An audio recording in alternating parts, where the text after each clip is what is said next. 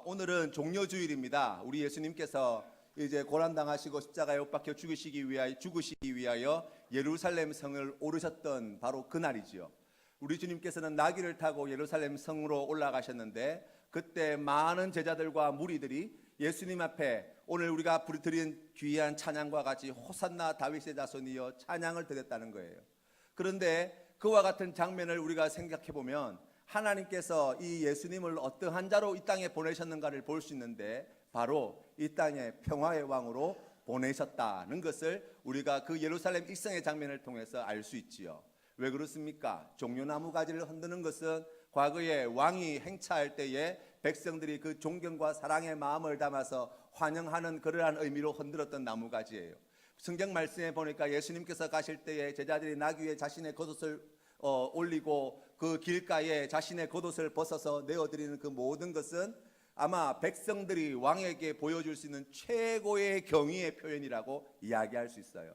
그래서 왕이신 예수님께서, 평화의 왕으로 이 땅에 오신 예수님께서 하늘의 평화, 하나님의 평화를 이 땅에 주시기 위하여 예루살렘 성전으로 오르신 그날, 바로 그날이 종려주일이지요. 이날부터 시작하여서 이제 내일 고난주간이 시작되어집니다.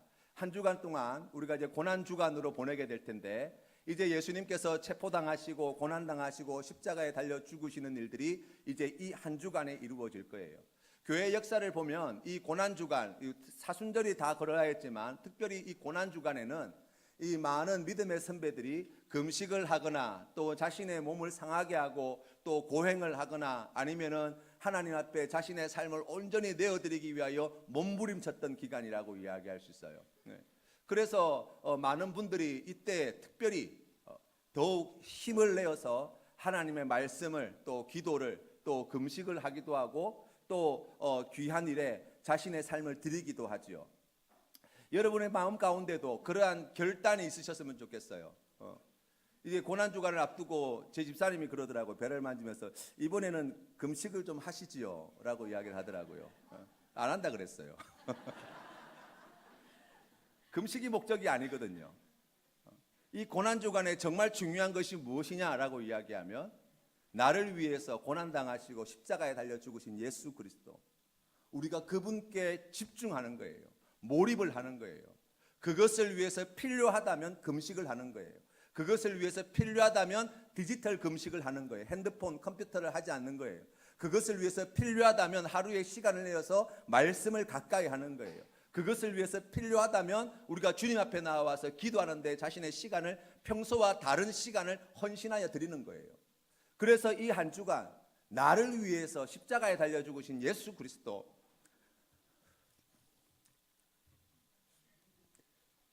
우리가 그분께 집중하고 몰입하는 시간이 되었으면 좋겠습니다. 그러면 하나님께서 이 고난주간을 통해서 우리에게 주시는 은혜가 반드시 있을 줄로 믿습니다. 이 귀한 믿음의 결단으로 하나님 앞에 이 고난주간 영광 돌리시는 우리 모든 성도님들 다 되시기를 주님의 이름으로 축원합니다. 오늘 성경 말씀에 보시면 이 사두개인이라는 사람들이 등장하는데요, 이 사두개인들은 부활이 없다라고 주장을 하는 사람들이에요.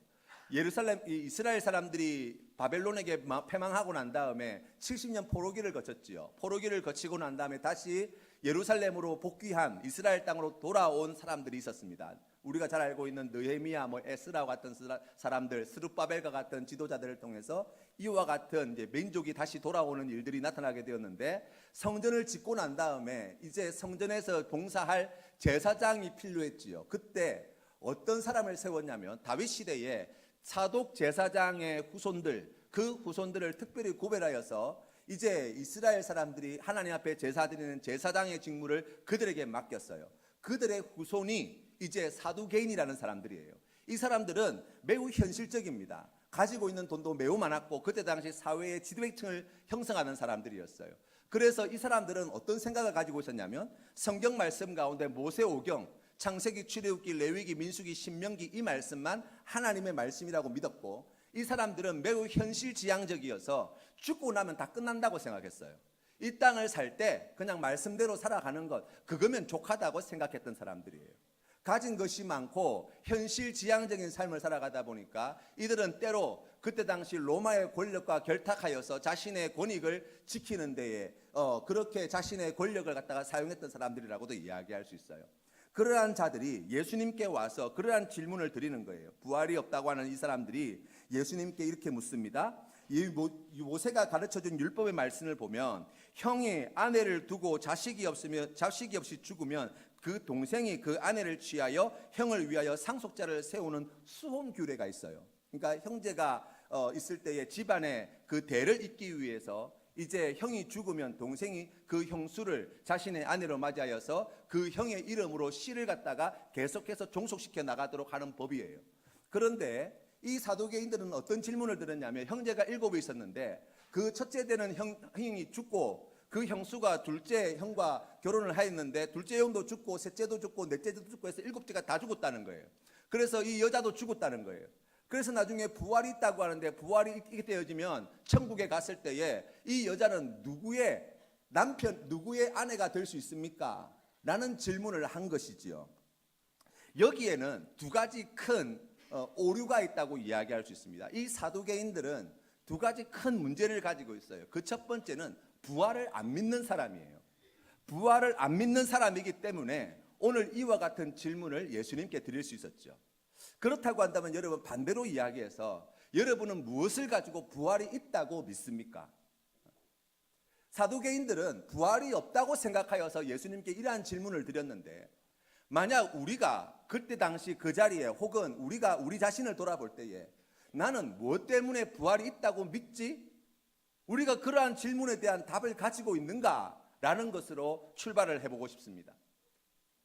여러분의 마음 가운데는 어떻습니까? 우리가 이 땅 가운데 살게 되어질 때 70인생, 80인생, 90인생, 100년의 생을 마치게 되어지면 주님께서 말씀하시는 성경의 말씀에 나와 있는 것처럼 우리가 부활의 새 생명으로 하나님께 주신 그 귀한 영원한 생명을 아름다운 천국에서 누리게 되어질 그 귀한 믿음, 그 믿음을 어떠한 근거로 가지고 있는가라는 거예요.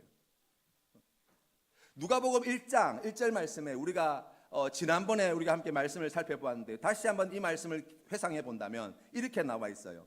우리 중에 이루어진 사실에 대하여 처음부터 목격자와 말씀에 일꾼된 자들이 전하여 준 그대로 내력을 저술하려고 붓을 든 사람들이 많은지라 라고 나와 있어요. 이 누가 사도는 복음서를 기록할 때 예수 그리스도 그분이 이 땅에 오시고 그분이 복음을 전하시고 그분이 놀라운 이적을 행하시고 그분이 우리를 위해서 고난당하시고 십자가에 못 박혀 죽으시고 부활하시고 승천하신 그 모든 것들이 1절 말씀에 나와 있는 것처럼 우리 중에 이루어진 사실이라고 이야기하는 거예요. 우리의 믿음은 바로 이 사실 위에 있다고 말씀을 드렸습니다. 역사 가운데에 이루어진 일, 예수 그리스도께서 2000년 전 이 역사 가운데에 사람으로 오셔서 고난당하시고 십자가에 달려 죽으시고 부활하시고 승천하신 그 목적이 무엇이냐라고 이야기하면 바로 내 죄 때문이라는 거예요. 내 죄 때문에. 우리의 신앙은 이 믿음의 반석 위에 서 있어야 합니다. 우리가 부활이 있다는 것을 어떻게 믿습니까? 라고 이야기할 때 우리가 내어놓으시는 답은 바로 이것입니다. 역사 가운데에 예수께서 2000년 전에 이 땅에 사람으로 오셔서 내 죄 때문에 고난당하시고 내 죄 때문에 십자가에 달려 죽으시고 내 죄 때문에 부활하시고 내 죄 때문에 승천하셨다는 거예요. 바로 그 사실이 있기 때문에 나는 부활이 있음을 믿습니다. 바로 그것이 하나님께서 기뻐하시는 믿음의 자리라고 이야기할 수 있어요. 그러면서 우리가 또 한 가지 우리의 삶의 자리에 매우 중요하고도 가치 있는 이루어진 사실이 있다는 것을 말씀드렸어요. 그게 무엇입니까? 우리가 살아온 삶이에요. 2000년 전 예수 그리스도께서 그와 같은 일을 하셨다고 치십시다. 저 멀리 이스라엘이라는 나라의 예루살렘이라고 하는 곳에서 2000년 전에 예수라는 청년이 십자가에 못 박아 죽였다고 그런 이야기가 있다고 치십시다. 그런데 그 예수님이 죽으신 그 이야기가, 그 사실이 내 삶의 자리에 아무런 의미가 없는 것이 되어진다면 여러분 우리가 어떻게 부활을 믿음으로 고백할 수 있는 자가 될 수 있습니까? 달리 말하면 우리가 오늘 이 자리에 주님 앞에 나와서 함께 주님의 살과 피를 먹고 마시게 되어진 그 의미를 다시 생각해 본다면 2000년 전에 나를 위해서 십자가에 달려 죽으시고 부활 승리하신 예수 그리스도, 그분은 2000년 전에 어느 한 시점에 이루어진 한 사건, 그것으로 그치는 것이 아니라 지금 내가 살아온 삶의 자리에 우리 주님께서는 찾아오셔서 내 삶의 구세주가 되어 주셨다는 바로 그 놀라운 사실을 우리가 믿음으로 고백하게 되어지는 거예요. 우리가 어떻게 예수님을 믿게 된 것입니까? 우리가 착해서가 아니지요. 우리가 똑똑해서가 아니에요.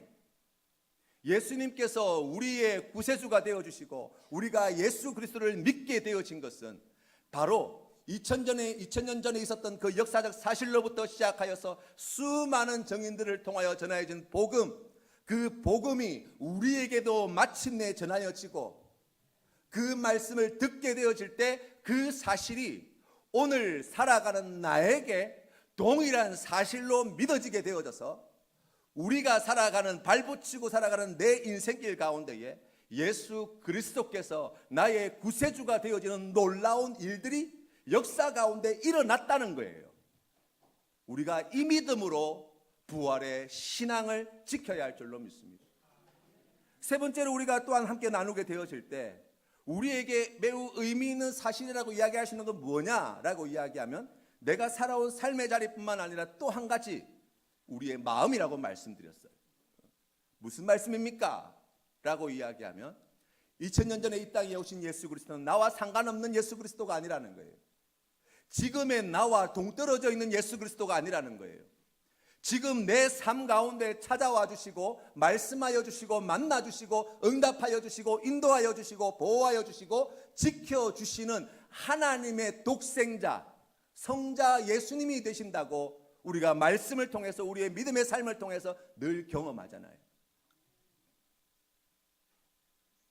우리가 주님 앞에 간구하며 기도하며 나아갈 때에 우리 주님께서 말씀을 통해서 그 음성을 우리의 마음에 얼마나 생생하게 들려주시는지, 우리가 기도할 때 우리 주님께서 우리의 기도를 들으시고 그 기도의 자리 가운데에 우리에게 그분의 뜻하심을 얼마나 선명하게 보여주시는지, 우리가 갈 바를 알지 못하고 방황하고 헤매 있을 때에 우리 주님께서 우리 마음 가운데 찾아오셔서 이 세상에 그 어떠한 것도 위로가 되지 않는 우리의 인생 가운데 하늘로부터 내려주시는 그 귀한 위로하심으로 함께하여 주시는 그 은혜를 우리가 누리며 신앙생활 하잖아요. 부활이 있습니까? 라고 묻는다면 예, 부활은 확실히 있습니다. 2000년 전에 이 땅에 오신 예수 그리스도께서 오늘날 살아가는 나의 삶 속에 찾아오셔서 나의 구세주가 되어주시고 지금도 내 마음 가운데 찾아와 나와 깊은 사랑의 교제를 나누고 싶어 하시는 우리의 구원자 예수님, 바로 그분이 우리에게 약속하여 주신 말씀이 있기 때문에 저는 믿습니다.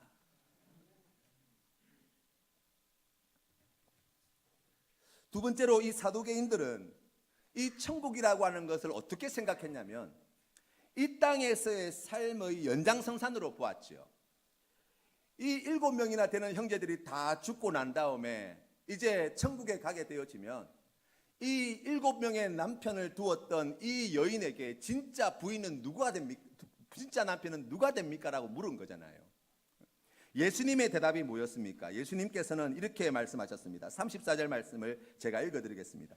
예수께서 이르시되 이 세상의 자녀들은 장가도 가고 시집도 가되 저 세상과 및 죽은 자 가운데서 부활함을 얻기에 합당히 여김을 받은 자들은 장가가고 시집가는 일이 없으며 그들은 다시 죽을 수도 없나니 이는 천사와 동등이요 부활의 자녀로서 하나님의 자녀임이라. 아멘. 우리가 오늘 이 말씀을 통해서 들어야 할 하나님의 음성이 있어요. 우리가 하늘이라라 천국을 생각할 때 우리가 부활한 그러한 영광스러운 몸으로 우리가 변화되어져서 우리가 그 귀한 천국의 삶을 살아가게 되어질 때 우리가 이 땅에서 좋아 보이는 그것을 마음껏 누리는 곳이 천국이 아니에요. 이 땅에서 누리지 못했던, 결핍되어졌던, 우리가 갖고 싶었던, 누리고 싶었던 그것이 체험받는 곳이 천국이 아니에요. 성경 말씀에 보니까 우리 하나님께서 처음 하늘과 처음 땅은 다 없어지게 하시겠다는 거예요. 새 하늘과 새 땅을 창조하시겠다는 거예요. 육신의 몸이 아니라 영광스러운 몸으로 우리를 불러주시겠다는 거예요. 그리하여서 우리에게 그 놀라운 은혜와 그 사랑으로 말미암아 이 땅에서의 연장선상, 이 땅보다 조금 더 나은 어떠한 곳이 아니라 이 땅과 전혀 다른 완전히 새로운 하나님께서 우리를 위하여 예비하신 신부가 신랑을 위하여 단장한 것 같이 우리를 위하여 가장 귀하고 아름다운 나라를 예비하여서 그곳에서 아버지 하나님과 영생 복락을 누리게 하시겠다고 성경은 약속하고 있는 거예요. 뿐만 아니라 우리가 이 말씀을 통해서 또 한 가지 중요한 사실을 깨닫습니다. 오늘 성경 말씀의 뒤를 살펴보시면 이 37절 말씀에 보시면 이렇게 나와 있어요. 죽은 자가 살아난다는 것은 모세도 가시나무 뜰기에 관한 글에서 주를 아브라함의 하나님이요 이삭의 하나님이요 야곱의 하나님이라 칭하였나니 하나님은 죽은 자의 하나님이 아니요 살아있는 자의 하나님이시라 하나님에게는 모든 사람이 살았느니라 하시니 아멘. 우리 하나님께는요 아브라함도 이삭도 야곱도 죽은 자가 아니라는 거예요. 산 자라는 거예요. 이 사두개인의 이야기를 가지고 우리가 조금 더 깊이 생각해 보십시다. 우리가 살아있으나 하나님 앞에서 살아있지 못한 자와 같이 신앙생활하는 것은 어떤 삶의 상태일까? 말씀을 묵상하다가 하나님께서 저에게 말씀하여 주신 것은 그런 거예요. 우리가 하나님 앞에 서게 되어질 때 누구의 남편, 누구의 아내로 서는 게 아니라는 거예요. 누구의 아들, 누구의 아버지로 서는 게 아니라는 거예요. 아니 당연한 거 아닙니까? 그렇지 않지요. 왜 그렇습니까? 세상은 우리가 가지고 있는 권력과 재산과 외모와 우리가 가지고 있는 지식과 학력과 그러한 것들을 가지고 우리를 평가합니다. 우리는 거기에 너무나 익숙해 있어요. 내가 가지고 있는 권력이 얼마나 많으냐에 따라서 나를 대하는 태도가 달라지는 거예요. 내가 가지고 있는 재산이 어느 정도냐에 따라서 사람들이 나를 대하는 태도가 달라집니다. 내가 가지고 있는 외모가 어떠냐에 따라서 사람들에 대한 태도가 달라지는 거예요. 그래서 많은 세상 사람들이 자기가 가진 것으로 자기의 권력으로 자신의 외모로 자기를 대체하려고 하는 사람들이 많지요. 문제는 뭐예요? 그렇게 살아가다 보면 정작 내가 희미해지고 지워지는 거예요. 가장 대표적인 직업군이 연예인 아닙니까? 사람들이 원하는 대로 맞추어 주는데 최적화되어 있는 사람들이 바로 연예인이잖아요. 대중이 원한다면 바보처럼 웃는 것도 할 수 있어요. 대중이 원한다면 그보다 더한 일도 해내는 거예요. 어느 유명한 여자 배우가 우리나라에서 탑 클래스에 있는 여자 배우라고 말씀하시더라고요. 어느 정신과 의사 선생님한테 찾아오셔가지고 자기가 마음에 큰 이 아픔이 있다는 거예요. 말씀을 들어보니까 이제 연예인이 되고 난 다음에 사람들이 길가에서나 밖에서 이렇게 자기를 보면 자기를 김아무개로 보지 않고 연예인으로 다들 대한다는 거예요. 그럴 수 있죠. TV에서 보던 사람을 직접 봤으니 얼마나 좋겠어요? 그런데 시간이 점점 지나고 인기가 점점 높아지고 수입이 점점 많아지고 많은 사람들이 점점 더 대단하다고 훌륭하다고 칭송하게 되어지는 그러한 그 정점에 올라서게 되어졌더니 그 주변에 있는 친구들도 자기를 다 연예인처럼 대하는 거예요. 심지어 자기 가족들까지도. 옛날에 연예인 되기 전에는 늦잠 자면 엄마가 등 두드려가면서 빨리 일어나라고 집안 꼴이 방꼬라지가 이게 뭐냐고 막 잔소리하고 그랬는데 연예인 돼서 성공해서 어머니한테 효도하는 마음에 집 한 채 사다 드리고 그러면서 같이 살았더니 어느 순간 엄마가 자기를 갖다가 눈치를 보더라는 거예요. 얼마나 조심스럽게 대하는지 모른다는 거예요. 오빠도 마찬가지고 가족들이 다 자기를 김아무개로 보지 않고 연예인 김아무개로 바라보더라는 거예요. 아무도 자기를 받아주지 않는 거예요. 그래서 공황장애 오는 거예요. 그래서 사고 치는 거예요. 여러분, 우리가 하나님 앞에 신앙생활할 때도 마찬가지예요. 우리가 하나님 앞에 나아갈 때 오늘 하나님께서 아브라함의 하나님으로, 이삭의 하나님으로, 야곱의 하나님으로, 나는 죽은 자의 하나님이 아니라 살아있는 자의 하나님이라 말씀하실 때 우리가 하나님 앞에 펄떡펄떡이는 생선처럼 살아있어야 되는데, 우리가 하나님 앞에 펄떡이는 생선처럼 살기 위해서는 방법은 하나밖에 없어요. 내가 목사입니다, 나는 목사 이효성입니다가 아니에요. 나는 이효성입니다예요. 나는 누구의 아들 아무개가 아니에요. 나는 누구의 엄마가 아니에요. 하나님 앞에서는 철저하게 나여야 된다는 거예요. 하나님은 나를 부르신다는 거예요. 나를 이효성의 하나님으로 대해 주시겠다는 거예요. 내가 가지고 있는 재산의 정도가 아니라, 내가 가지고 있는 권력의 정도가 아니라, 내가 이루어 놓은 업적의 크고 적음이 아니라 그저 나 한 사람, 나의 중심을 보시는 하나님께서, 온 세상 사람들은 나의 껍데기를 보지만 우리 아버지 하나님은 나를 이효성으로 불러주신다고 말씀하시는 거예요.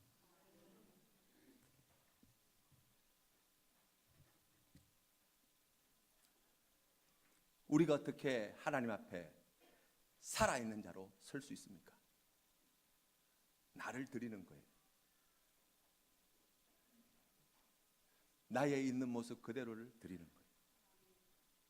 우리의 있는 모습이 어떤데요? 우리의 마음 말입니다.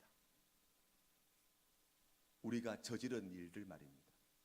우리가 행한 일들 말입니다.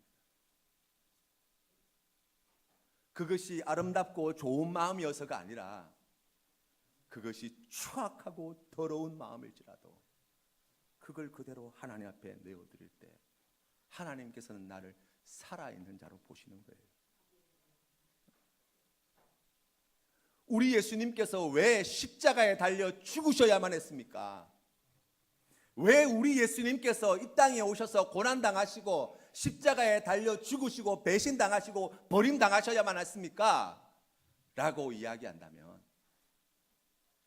바로 우리에게 그 아버지 하나님 앞에서 영원히 살아있는 자로 우리를 불러주시기 위하여 우리가 당해야 할 고난, 우리가 당해야 할 수치, 우리가 당해야 할 죽음을 친히 지시고 십자가에 오르셨다고 성경은 우리에게 말씀합니다.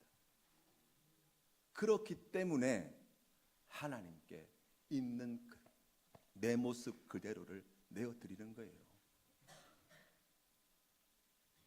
세상에서 많은 사람들이 존경받고 인정해주고 칭찬해주고 자랑하고 그런 나가 아니라 인간 이효성 말입니다. 마음이 병들고 온갖 추악하고 더러운 생각들로 가득 차 있고 교만하고 어리석고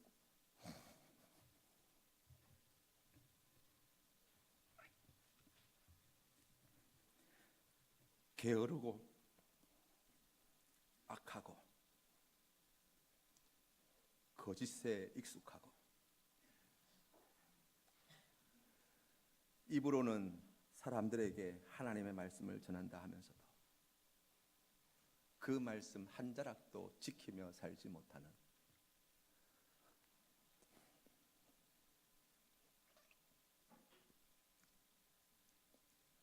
바로 나 말입니다. 그러한 나를 하나님께 내어드리게 될 때 하나님께서는 나를 살아있는 자로 대우해 주실 것입니다.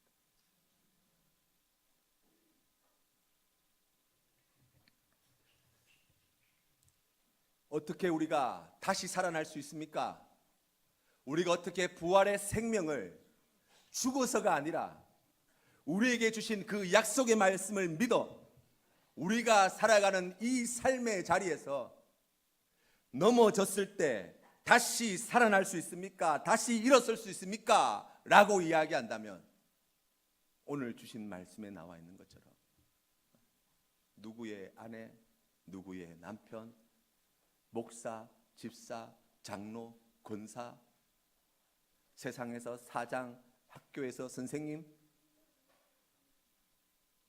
직장에서 상사, 그러한 나가 아니라 그냥 벌거벗은 인간 이효성, 바로 나를 하나님께 드리게 되어질 때 우리 하나님께서 우리를 멸시치 아니하시고 우리를 위하여 십자가에 달려 죽으신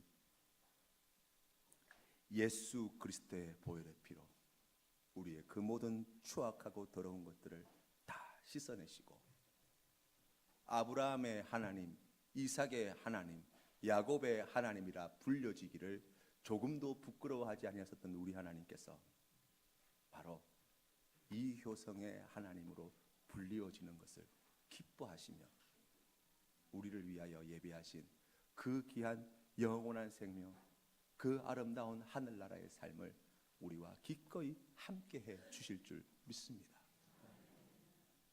이 시간 우리 옆에 계신 성도님들과 한번 쳐다보시며 우리 이렇게 이야기하십시다. 나는, 자신의 이름을 말씀하시면 돼요. 나는 이효성입니다. 저는 그렇게 말씀드릴 거예요. 자, 한번 고백하겠습니다. 시작. 나는 이효성입니다. 옆에 계신 분 다시 한번 고백하십시다. 나는 이효성입니다.